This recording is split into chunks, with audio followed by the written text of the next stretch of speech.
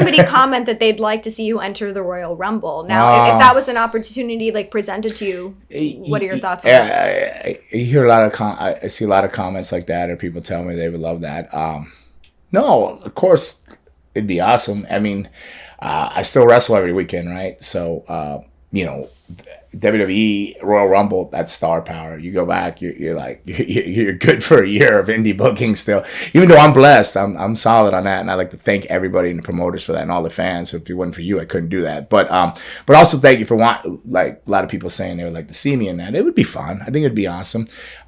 Great to go back. It's always good to see, you know, people like Adam Edge and stuff like that, and meet the younger talent that you don't quite know. I mean, I know a lot of them. I've been blessed to work a lot of them before they were picked up and went through the farm system of NXT. You know, the McIntyre and Sheamus and a lot of those guys. A lot of the English lads, because I did all those tours, and different people coming up. And then like Adam Cole, if he ever comes up the roster. I've wrestled Karrion Kross a lot, so he debuted on Raw. He sure did. He did, and Jeff Hardy beat him. I was like, whoa! I was like, how are they going to do this? And then Jeff got him there, and it was kind of a feet on the ropes, and Jeff kind of did what you had to do, kind of win, because Jeff's not a heel or anything like that. So it was kind of do what you got to do to get a win on the TikTok times running out. Big guy, Karrion Kross, who's a monster. He's a beast. And he is, but I miss Scarlett. Like, I feel like the two of them together were such they split him, no? She wasn't there. Yeah, so like the entrance. I heard something like they were going to try to do that, but I didn't know. Yeah, I think she's training. I mean,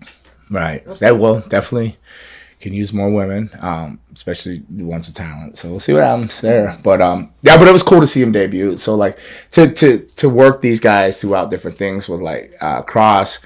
I did a lot of the West Coast stuff, Vegas, Portland, and different things and stuff like that. So it's always super, super cool when you get to see guys.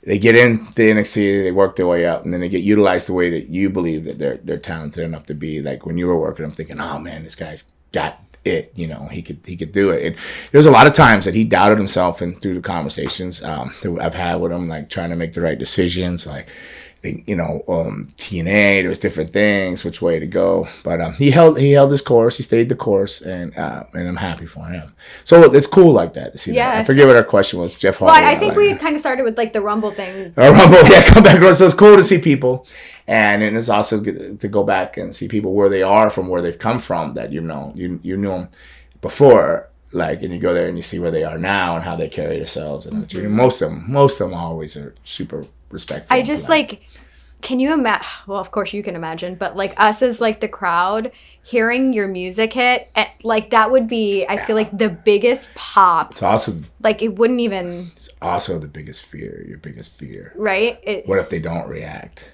What if it kicks off and just is quiet?